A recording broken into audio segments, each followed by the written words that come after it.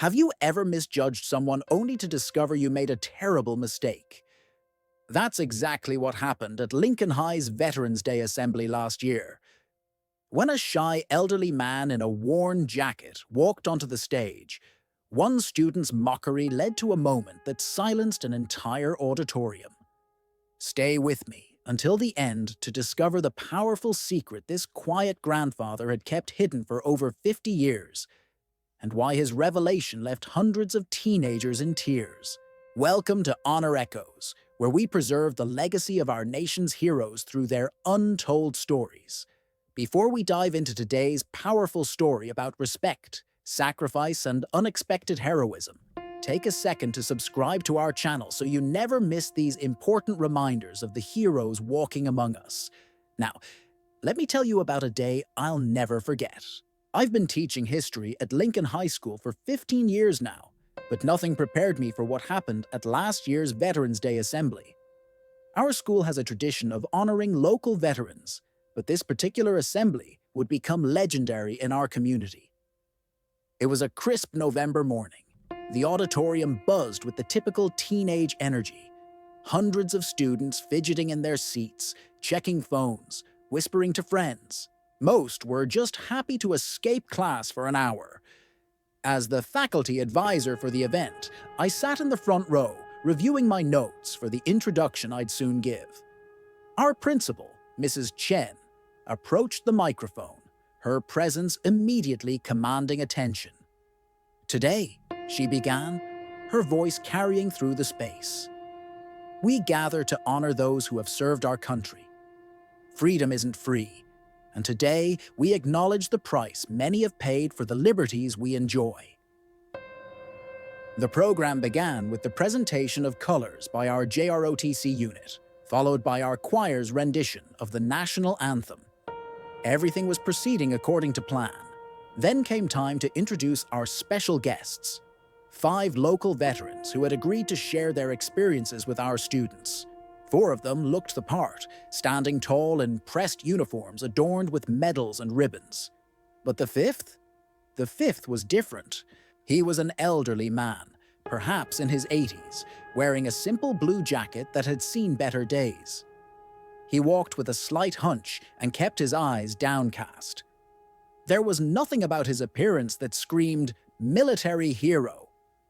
As our guests took their seats on stage, I couldn't help but notice a group of boys in the 3rd row. Tyler Johnson, our star quarterback, was whispering to his friends and pointing at the elderly man. Even from where I stood, I could see the smirk on his face. "Dude, what's Grandpa doing up there?" Tyler said loudly enough for the first few rows to hear.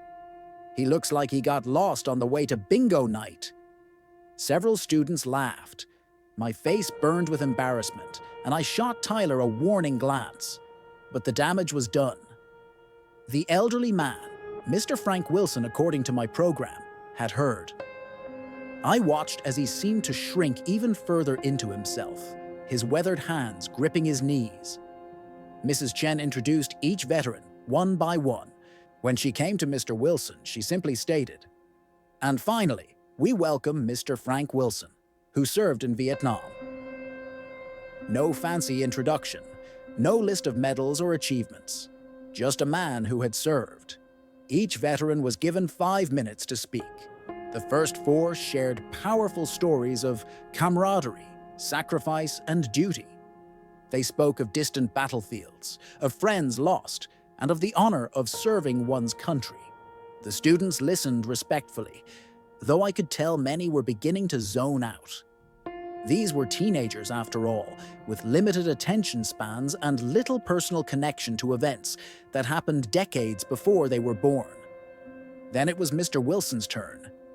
He approached the podium slowly, his steps deliberate. For several long seconds, he simply stood there, looking out at the sea of young faces. The microphone picked up his shaky breathing. Some students exchanged glances. Tyler whispered something to his friend, and they both snickered.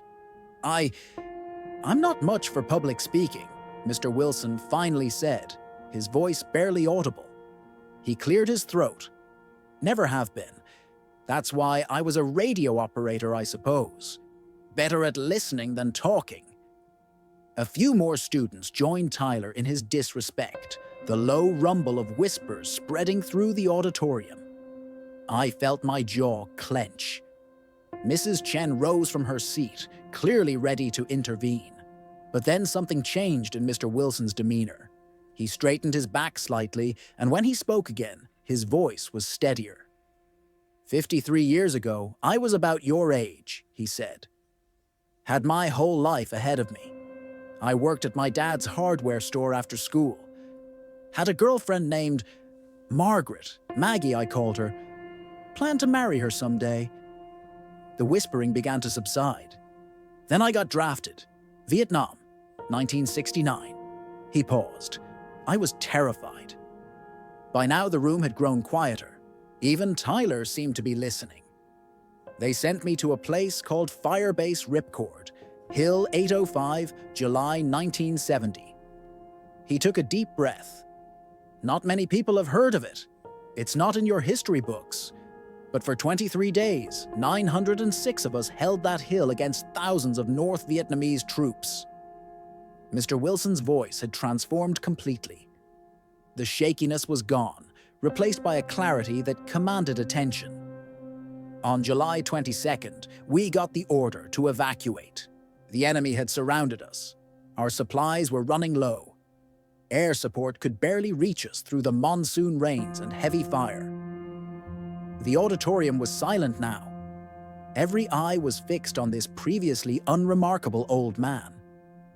I was manning the radio when Charlie Company got cut off.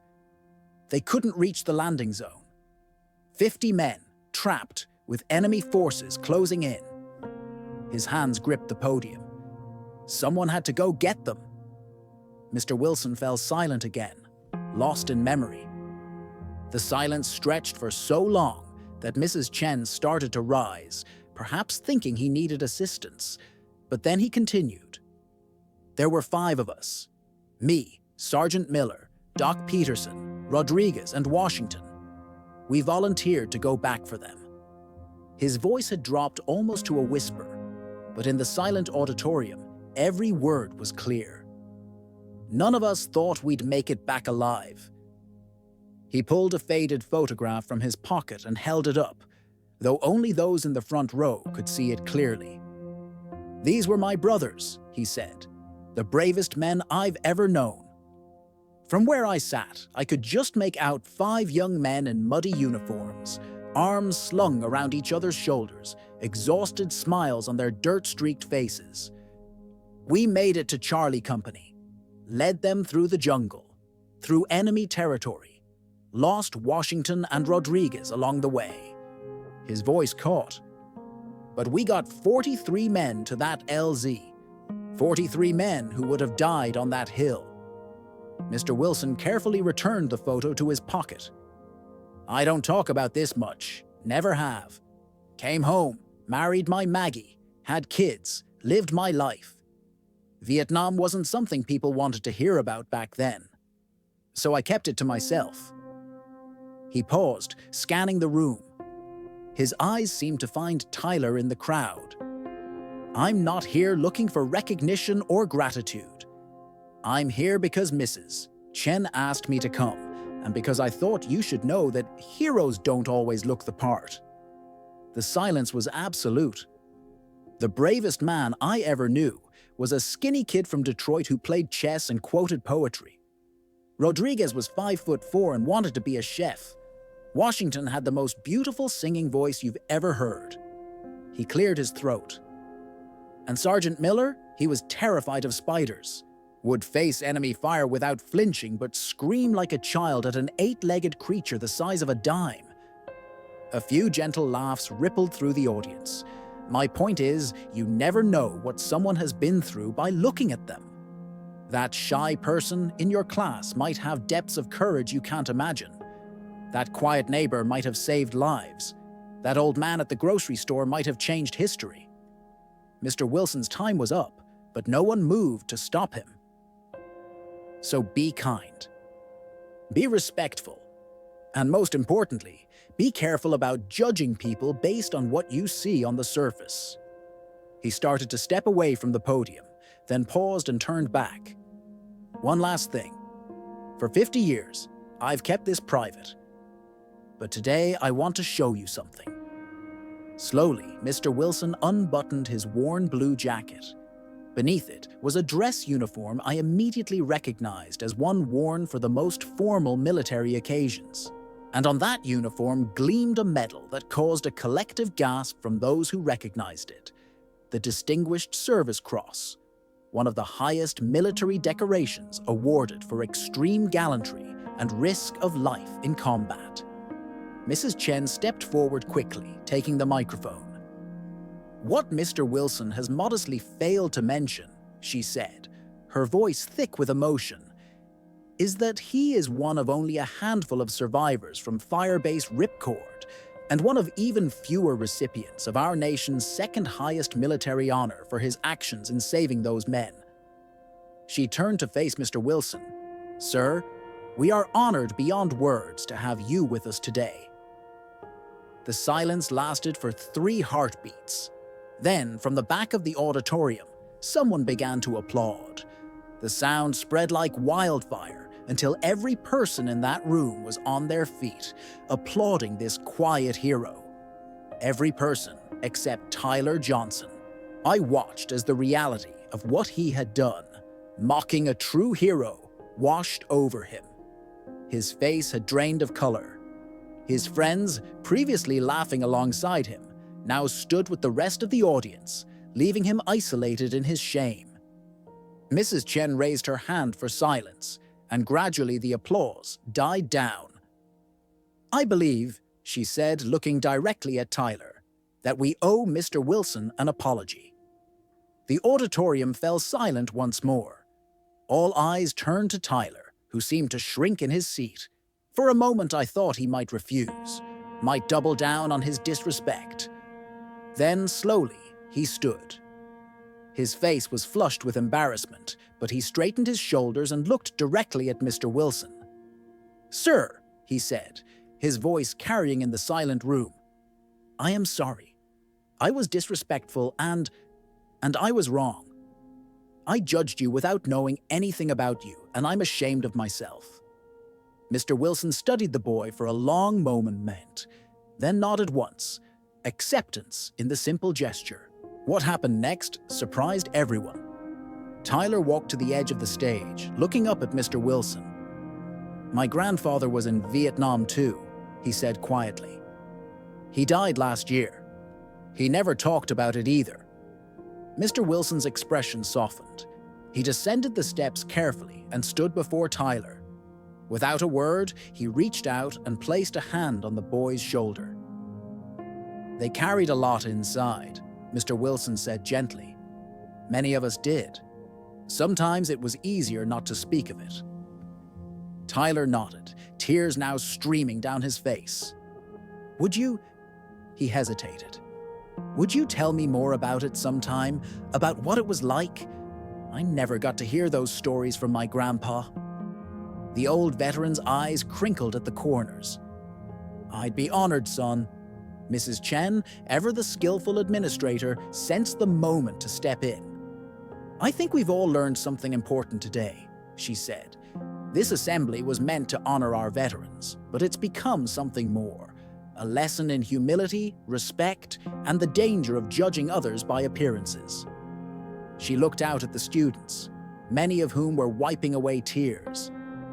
"I'm going to suggest something unprecedented. Today's remaining classes are cancelled." A murmur of surprise ran through the auditorium.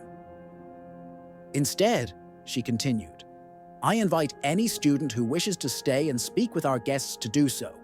This is an opportunity to hear history firsthand from those who lived it. An opportunity that won't always be available to you."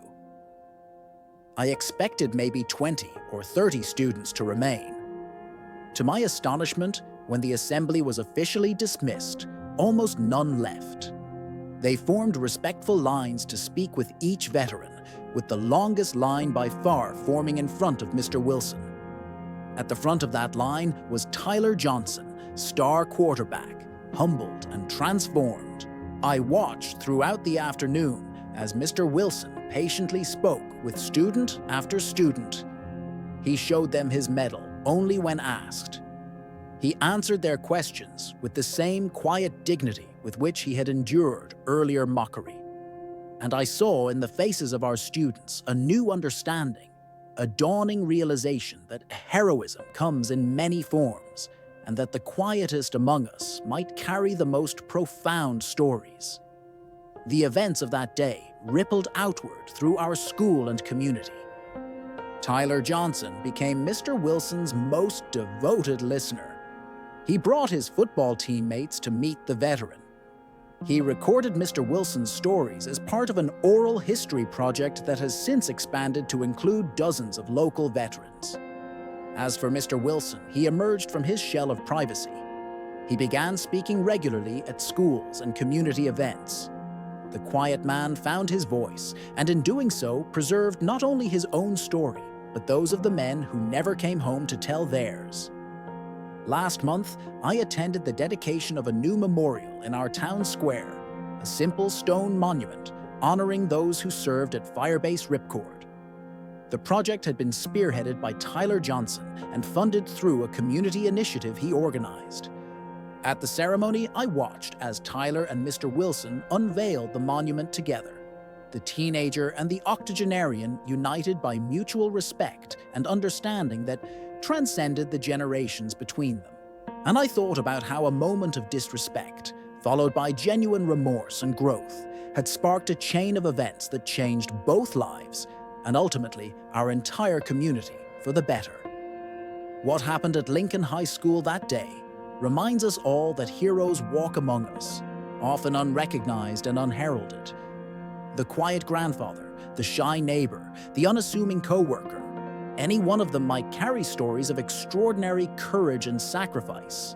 This Veterans Day, I encourage you to look beyond appearances, to listen more deeply, and to extend respect to everyone you meet, especially those from older generations who may have served their country in ways we cannot imagine. If this story touched you, please subscribe to Honor Echoes. Your subscription helps us continue sharing these powerful stories of veterans whose quiet heroism deserves to be remembered. And if you know a veteran with a story that should be told, share it in the comments below.